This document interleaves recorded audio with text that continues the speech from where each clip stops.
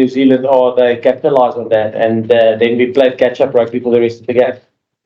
Did it surprise you that take a lot of high balls? Did that surprise you at all? No, it's similar what they did against Argentina. It's similar what they did against England. Similar what they did on the end of year tour. So we knew that was coming. We just couldn't handle it. What lessons have been learned today for World Cup? What lessons? Well, you can't start like that. You can't start with that many penalties and errors, and that's probably due to, I think some of them were unforced from our side, but some of them were from the pressure that they exerted on us. So I think, if you're going to play catch-up rugby, I think in the World Cup from now on out, it's tough to get a foothold in. I must say I'm proud of the guys, how we came back. I think, what was the half-time score? I think it was 23, 17 points. So I think we scored, what was the end score? 20 for us. So we scored 17 in the second half. So we actually got a little bit back into it. Yeah, but unfortunately, we let it slip in the first 20. I'm pretty close to come home. Quite a lot.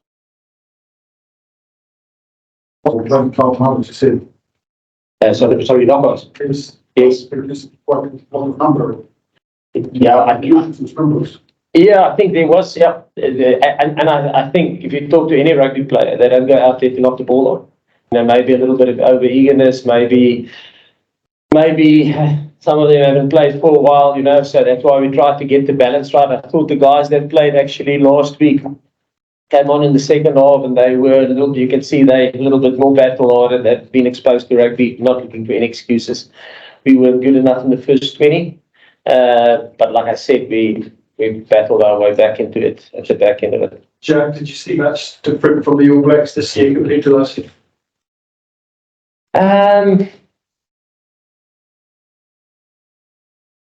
They were under pressure last year, probably from their media. But we always thought the quality side. I think if you look at the performances they delivered at Ellis Park last year, and if you look what they did, and then after that in the Rugby Championship, winning the Rugby Championship, a quality side, even on the interview to a quality side, so they a top-notch team, like they showed tonight.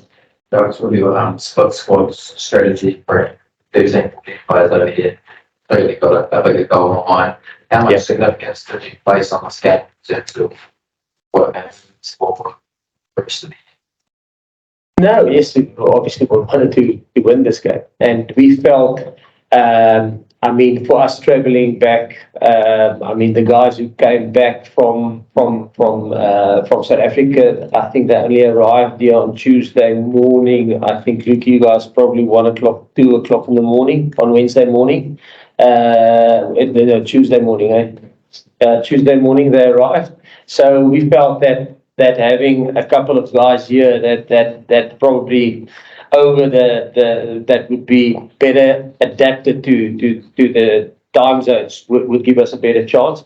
And we knew, like I said in the press conference on Tuesday, there's pros and cons to both.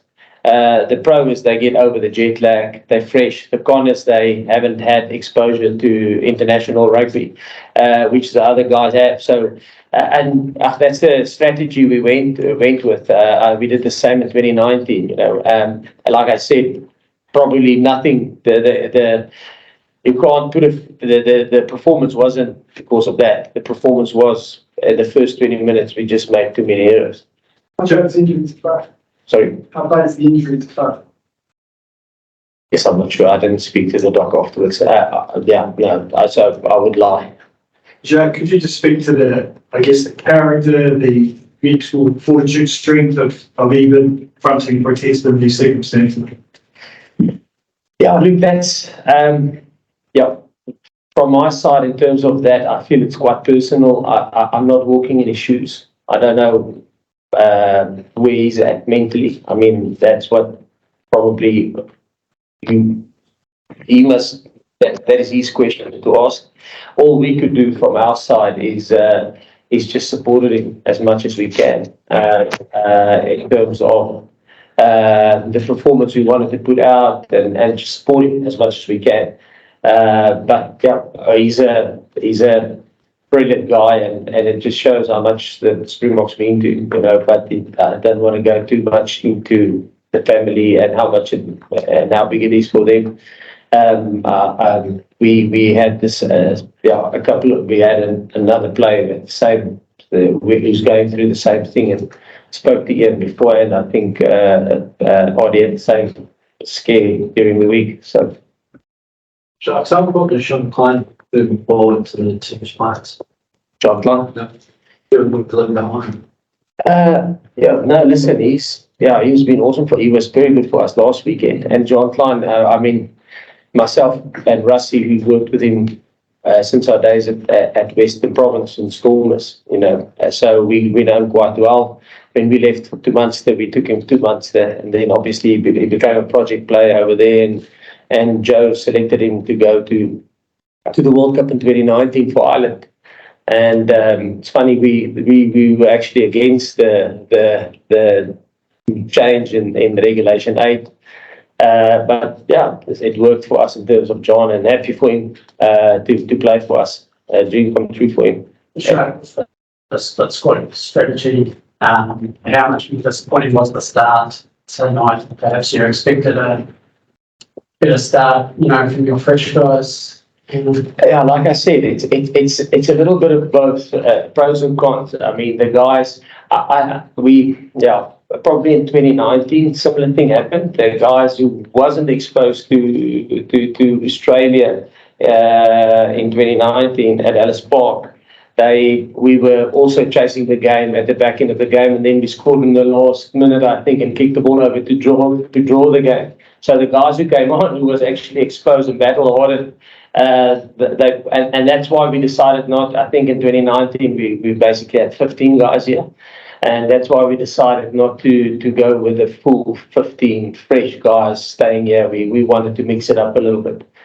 So we knew that's the pros and the cons to it. No other questions from you? Okay, guys, let's take one or two from SA. Let me just see who's got your hands up. Kaniso? Kwenzeke lo mdlalo namhlanje into leniphazamileyo kwesa siqingatha sokuqala njema All Blacks khawuleze yancacisa phambili umdlalo wanje. No, I think isasiqingatha sokuqala ibingeyona nto sibeke phansi koxinzelelo. Idiscipline yethu ibenye yezizathu nayo esifake phansi koxinzelelo, namathuba abawafumene kwi-turnovers, namathuba abawafumene kwimpazamo zethu, and I think kusukela apho esiphansi koxinzelelo samuleqa igame. Kate?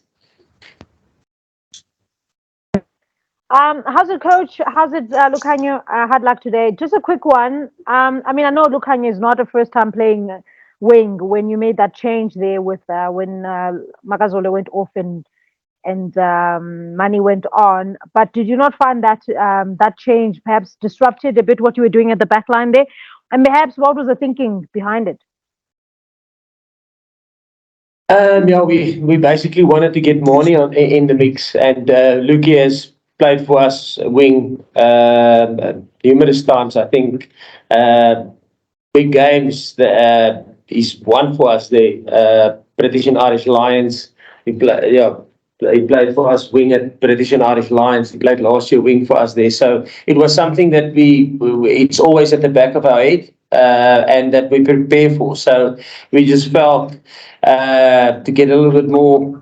To get Mani on the park and use our whole bench and try to get back into the game, we felt to go with that move. Indruk? Thanks, Zina. Hello, can you, Jock? Can I fire one in Afrikaans, Zina? Ja, dis reg, Indruk. Jock, sê die Bokke se sterkpunte verdediging, fisiekheid en ligspel het ons in die eerste 20 minute, 30 minute gesink. Ja, Hendrik, ek dink nie, defensively was ons nie goed gewees nie.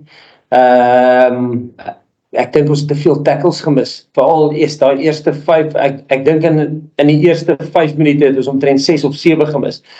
En ja, ons het gesukkel om hulle hoë balle te hanteer, wat eintlik twee van ons sterker punte is. So ja, ons sal moet gaan kyk, ja, ons sal dit definitief moet verbeter. Ons sal dit moet verbeter. Let's take 2 or 3 more questions, then we're done, guys. Ken? Thanks, Zina. How's it, Lukanya? How's it, Jacques? Jacques, after the performance last weekend, would have ticked a lot of boxes for you. The performance today, does this now raise a lot of question marks for you going forward? I think that was the whole idea, Ken. It was we decided to go with the strategy and the one that we did, and everybody got a little bit of a majority of the guys have got opportunity to play, and we've got 2 more games there, 1 more game that's going to count for Rugby Championship, and then obviously 3 warm-up games. So our plan was always to win the Rugby Championship, but to assess. So we've got 4 more games to make sure that we get our house in order before we go to the World Cup. So we got good answers, yeah, both games. Sanele and then Brendan, and then we will wrap it up, guys.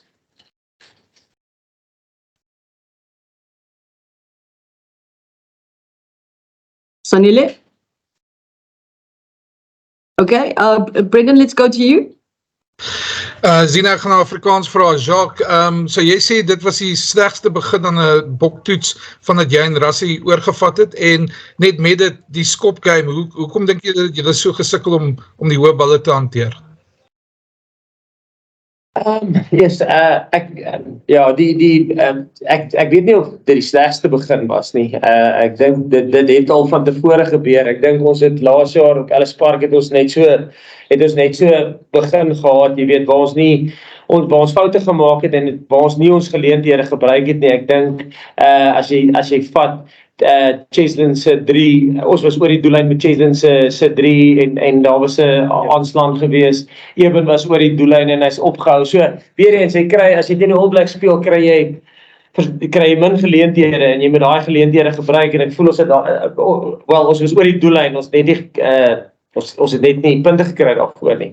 En dit is amper dieselfde, ek voel of dit was amper vir my so dieselfde skrip, kan ek maar sê, as wat gebeur het op Ellis Park. Ek dink ons in daai wedstryd was ons 3 keer oor die doellyn. Wat dit reg nie toegestaan is nie. So ons ek weet nie of dit die slegste begin is nie. Ek weet nie, ons het net 'n paar onnodige foute gemaak in die begin. En in terme van die skopspel, ek dink jy daar gaan 1 ou uit om 'n bal te maak nie. Ek bedoel, dit is maar net ongelukkig het dit gebeur, en ons sal net harder moet werk en seker maak laat ons beter doen in die toekoms. And then we'll take the closing question from Craig Ray. Thank you. Well, actually, Jacques sort of answered that. I was just going to ask about Ellis Park. It was a similar start. Is that a worry, though, Jacques? Just the trend of these slow starts, particularly, I think, in these high-intensity games, against the All Blacks or whatever. It seems to be becoming a thing now. Yeah, well, if you say it's becoming a thing, okay, it didn't happen last weekend. It didn't happen against England. It didn't happen against Italy. Maybe France, maybe Ireland. So I don't think it's a trend. I think it's something. Nobody goes out to have a poor start. You don't go out and say, listen, guys, let's save ourselves for the second half. It's just sometimes it happens, and I think the thing is, if you make a mistake, to get over that quickly, move on to the next, get a positive involvement again in a game is something that we will just have to get better at, because sometimes you're going to start a game and you're going to make mistakes, and you must put it behind you and then just go on and fire the next shot. Thanks. Thank you, Jacques. Thank you, Lucky. Guys, can I please ask you to stay online? We'll bring 2 players for mixed zone in a different area, so just hang 10, please. Thank you. Bye. Yeah.